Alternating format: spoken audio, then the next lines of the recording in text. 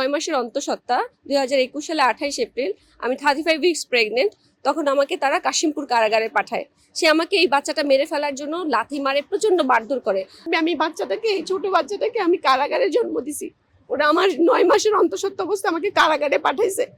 সেই বাচ্চাটাকে ওরা আটকায় রাখছে। আজকে আমি যদি আমার শিশুদের সাথে আমি তাদের চাইল্ডহুড ফিরিয়ে দিতে না পারি, আজকে আমার শিশুকে যদি আমি আদর ভালোবাসা দিতে না পারি, সেখান থেকে যদি আমাকে বঞ্চিত করা হয়, আমার সাংবিধানিক মৌলিক অধিকার যেটা সেখান থেকে যদি আমাকে বঞ্চিত করা হয়, তাহলে কিসের রাষ্ট্র গঠন, কিসের সমাজ, কিসের দেশ, কিসের নাগরিকত্ব, কিসের কি?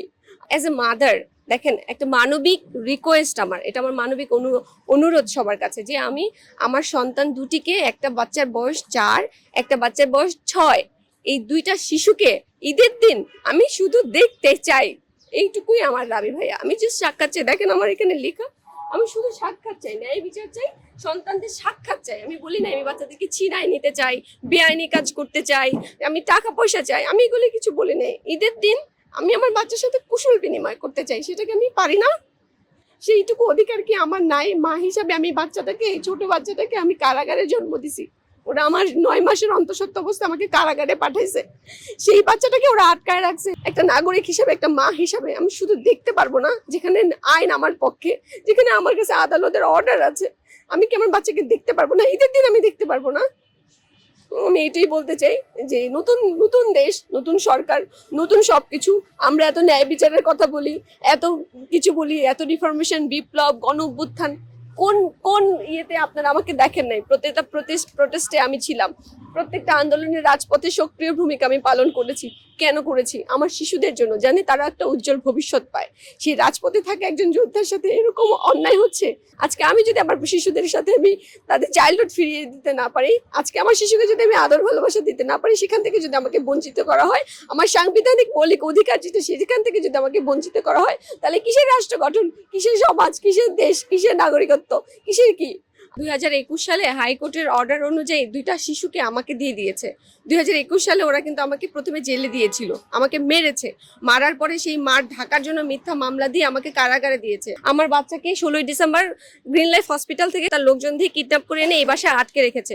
40 গেছে, 40 পর্যন্ত আমি কোনোভাবে ওদের সাথে মানে কোনো ঝামেলা করি নাই, আসি নাই, কথা বলি নাই যে আচ্ছা একজন মানুষ মারা গেছে।